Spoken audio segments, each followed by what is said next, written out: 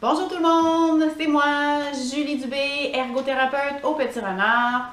Aujourd'hui, la capsule va porter sur les temps de pause. On en a parlé la dernière fois, je vous disais que c'était possible dans le quotidien d'imposer un peu à vos enfants des pauses. Alors, on a parlé des pauses, par contre, ça peut être difficile pour certains enfants de comprendre la notion de temps. On peut bien leur dire, OK, les cocos, on prend 5 minutes de pause, chacun de son côté. Mais pour certaines personnes, pour certains enfants, ça peut être difficile de comprendre qu'est-ce que ça veut dire 5 minutes. Et pour eux, ils vont peut-être dire maman, papa, j'ai fini, alors que le 5 minutes n'est pas du tout fini. Donc, des fois, ça peut arriver, on parle les enfants sur certaines activités et au bout de quelques secondes, ils en ont déjà assez. Donc, par exemple, ici, nos deux cocos qui font un casse-tête et qui peuvent dire rapidement. Maman, je suis tannée. Ah, ok. Ah, là, encore un peu, les garçons, encore un peu. Puis des fois, on a d'autres aussi. Ah, c'est fini. Ben non, Coco, t'as pas fini. On continue, on continue. Alors, pour faciliter un peu la compréhension du temps, je vous présente une petite merveille. On appelle ça un time timer ou une minuterie visuelle. Et ce qui est super, c'est que maintenant, on peut en avoir sur les appareils intelligents, sur les téléphones, sur les tablettes. Alors, je vous montre, en fait, Time Timer. Vous allez sur votre appareil et vous recherchez le terme suivant, Time Timer, dans la recherche pour les différentes applications. Donc, Time Timer. Et vous allez en avoir plusieurs. Certains sont gratuits.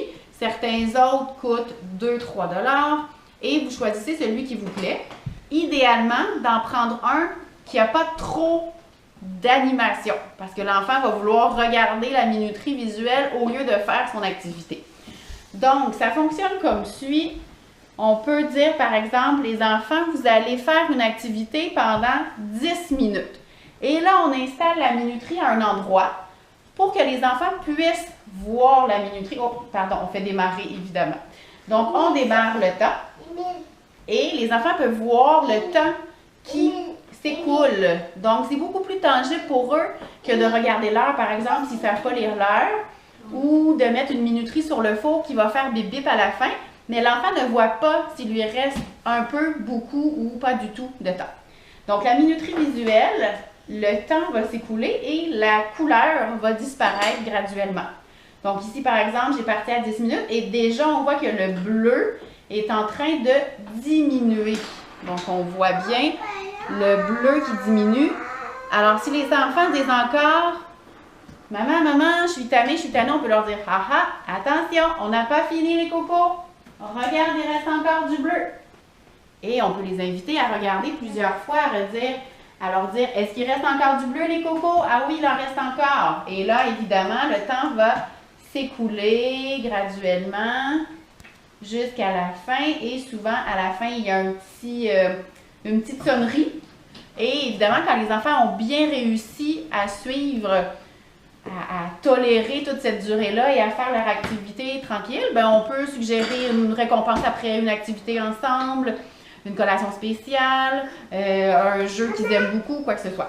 Aussi, super important dans l'utilisation de la minuterie visuelle, du fameux Time Timer, c'est de commencer avec une durée qui est vraiment réaliste pour l'enfant. On ne peut pas demander à un enfant de 18 mois de rester peut-être pendant 10 minutes et de respecter vraiment une période qui est beaucoup plus longue pour un jeu qui ne l'intéresse pas tant. Donc, c'est vraiment d'être réaliste dans la durée. Des fois, on peut même partir avec une durée aussi courte qu'une minute. Ce qu'on veut au début, c'est que l'enfant réussisse à tolérer, à rester tout le temps de la minuterie visuelle. Un peu comme je vous disais, on peut l'utiliser pour que les enfants durent plus longtemps sur une tâche, sur une activité. On peut aussi l'utiliser à l'heure des repas, par exemple. Si votre enfant se lève très, très souvent de la table et dure très peu de temps assis, à ce moment-là, on peut l'utiliser pour que l'enfant reste assis plus longtemps à la table pour l'heure des repas. Donc, ça complète la capsule d'aujourd'hui et je vous dis à bientôt!